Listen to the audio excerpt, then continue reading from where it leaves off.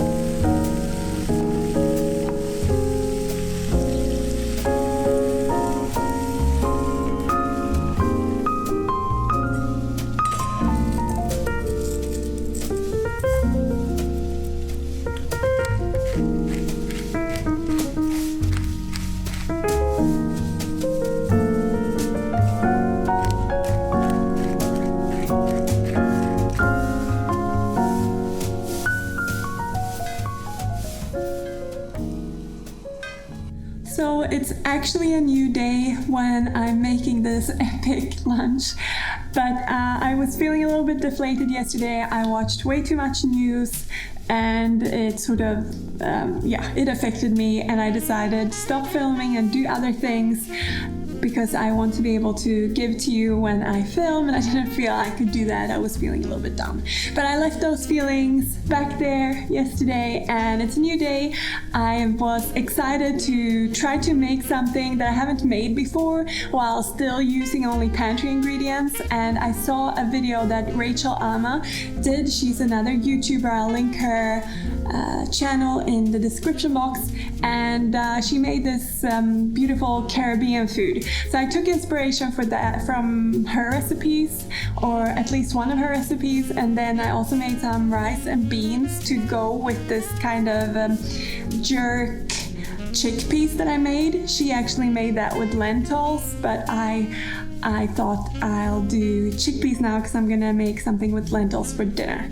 So I made the jerk seasoning myself, and I didn't have quite all the ingredients, so I'm not sure this is the most authentic Caribbean meal, but I just used what I had and then tried to substitute. Like, I didn't have dried parsley, which the recipe I was using called for, so I used some sort of mixed herbs with pepper. But anyway, I think this is a little bit of a lesson to learn now when maybe you don't have an abundance of food at home, to just make it work. And actually I've tried the chickpeas and they taste really delicious. Maybe, like I said, not the way they should to 100%, but you know, as long as your food tastes good, that's the most important. I'm happy I tried something new.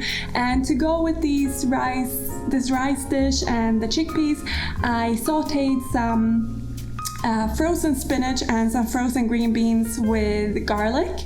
I think it seems from what I've seen in these videos with Caribbean food that there's often a side with greens, so I wanted to do that, and these three components are making up my lunch today. I hope you enjoyed seeing this because it was quite a few different dishes and steps, and I realized it's quite a few ingredients, but most of them I found in my cupboard, and it's things I usually have at home. I hope you do too, so you can try this. It's yummy.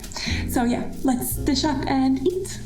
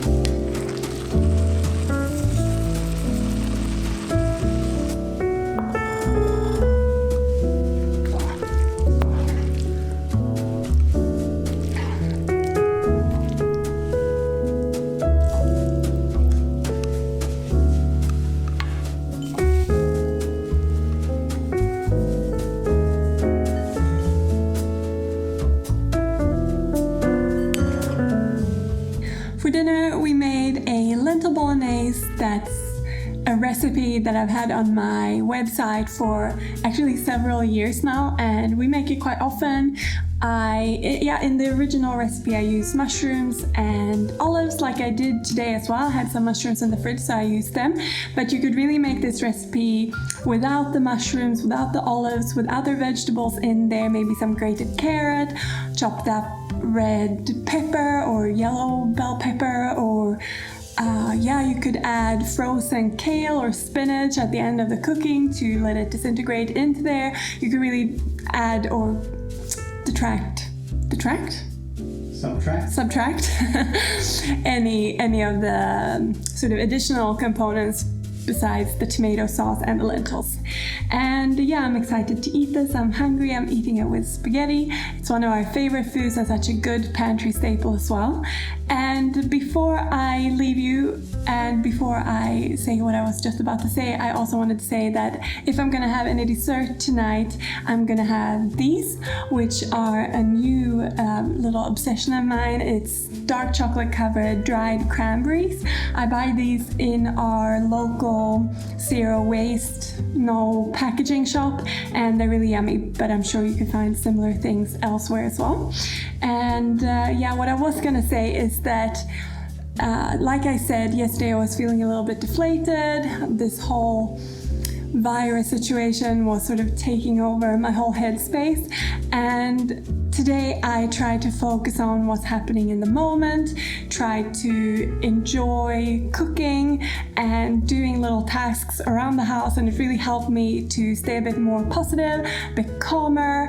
And I just wanted to say that maybe it's a good practice for any of you that are feeling a bit worked up about this whole situation or badly affected by it, to try and focus on the current moment, try to do something you enjoy, and I hope that's something that will make you feel better.